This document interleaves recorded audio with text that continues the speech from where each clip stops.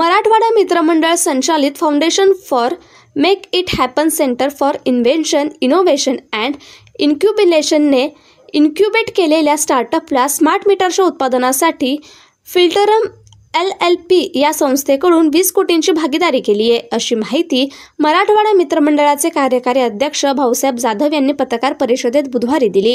कर्वेनगर येथील मराठवाडा मित्रमंडळाच्या अभियांत्रिकी महाविद्यालय परिसरातील FMCIII मध्ये आयोजित पत्रकार परिषदेवेळी संस्थेचे सचिव किशोर मुंगळे, महाविद्यालयाचे प्राचार्य डॉक्टर विजय गोहोकर, FMCIII चे मुख्य कार्यकारी अधिकारी doctor Chandrashekhar Talati, smart meter स्टार्टअपचे व्यंकटेश शेट्टे आदी उपस्थित होते।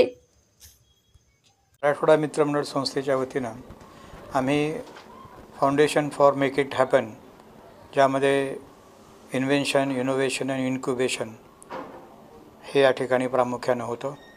हे centre Tata technology science and technology park यांच्या सहाय्यानं सुरू झालं।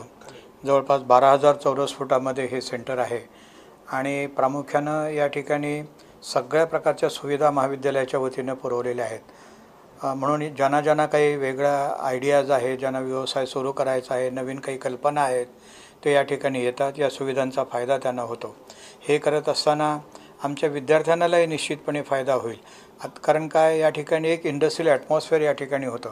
इंडस्ट्रीजमधले वुडबी इंडस्ट्रीज म्हणा किंवा ज्यांच्या इंडस्ट्रीज आहेत ते लोक येतात, मुलांना गायडन्स होतं आणि अकॅडमिकच्या पलीकडे जाऊन आपणही काही व्यवसाय सुरू करावा ही भावना आमच्या प्राध्यापकांच्यामध्ये, विद्यार्थ्यांमध्ये जर रुजली तर मला वाटतं याचा उद्देश सफल होईल असं मला वाटतं।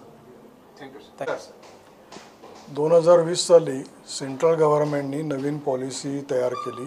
त्यामध्ये भारतातल्या सिंगल फेज अर्बन एरियातल्या सिंगल फेज मीटर्सना रिप्लेस करून त्या जागी प्रीपेड आणि स्मार्ट इलेक्ट्रिक मीटर बसवायचं असं ठरवलं आणि त्यानुसार त्यांनी वेगवेगळे नियम तयार करून नवीन नियमावली तयार केली अंडर BIS याच्या मानकाप्रमाणे आणि त्याप्रमाणे वेगवेगळ्या मॅन्युफॅक्चरिंग युनिट्सला सर्टिफिकेशन देऊन त्यांच्याकडनं हे मॅन्युफॅक्चरिंग सुरू केलं। साधारण 28 कोटी मीटर पुढच्या 5 वर्षामध्ये ऑल ओव्हर इंडिया बसवायचे आहे असं ते आहे।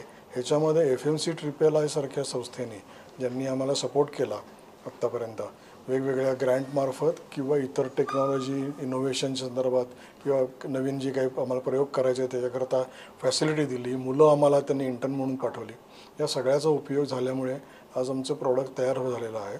आत्ता हे जे 28 कोटी मीटर आहेत हे संपूर्ण भारतभरात बसवायचे आहेत पुढच्या 5 वर्षामध्ये।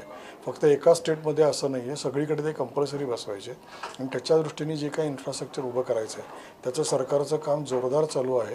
साधारण डिसेंबरपासून हे मीटर सगळीकडे बसवले जातील। महाराष्ट्रात कधीपासून हे मीटर बसवले जाणार आहेत, कुठल्या संस्थेमार्फत आणि विशेष म्हणजे रोजगार किती क्रिएट होते आणि प्लांट कुठे चालू होते? महाराष्ट्रामध्ये गरज आहे साधारण 1.5 कोटीपेक्षा जास्त मीटरची आहे।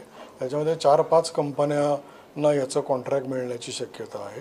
त्या दृष्टीने जे काही काम पेपरवर्क करणं चालू आहे आणि साधारण डिसेंबरपर्यंत हे बसवायला सुरुवात होईल। नाही, प्लॅन्ट आत्तापर्यंत जवळ 35 प्लॅन्ट चालू आहेत, माझा 34वा असेल आणि अख्ख्या भारतभर वेगवेगळ्या ठिकाणी आहेत।